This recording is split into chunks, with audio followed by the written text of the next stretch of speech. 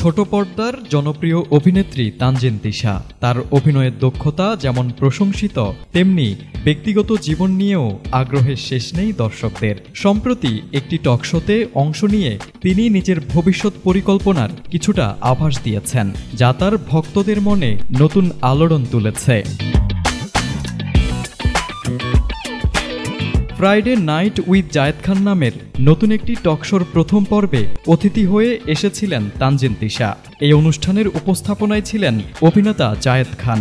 অনুষ্ঠানে জায়েদ খানের একটি প্রশ্নে তিশা অকপটে নিজের ভবিষ্যৎ ভাবনার কথা জানান। তিনি বলেন, আগামী 5 বছরের মধ্যে তিনি নিজেকে একজন মা হিসেবে দেখতে চান, পাশাপাশি তার বিয়ের পরিকল্পনাও রয়েছে।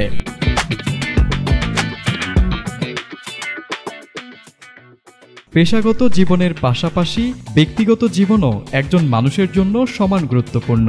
তাই এসব বিষয়ে লুকোচুরির কিছু নেই, বরং জীবনকে সুন্দরভাবে পরিচালনার জন্য দুটি দিককেই গুরুত্ব দিয়ে এগিয়ে চলা উচিত বলে মনে করেন তিনি।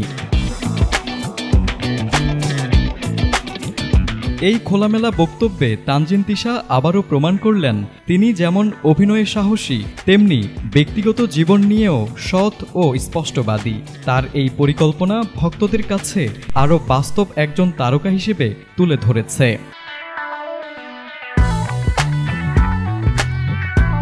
ব্যক্তি জীবনের ভবিষ্যৎ নিয়ে স্পষ্ট পরিকল্পনা থাকলেও পেশাগত দিকেও থেমে নেই তিশা। দেশে ফিরে শুরু করেছেন নতুন নাটকের কাজ।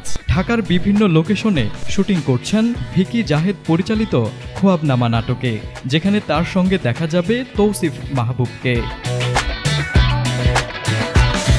News desk, ATN Bangla.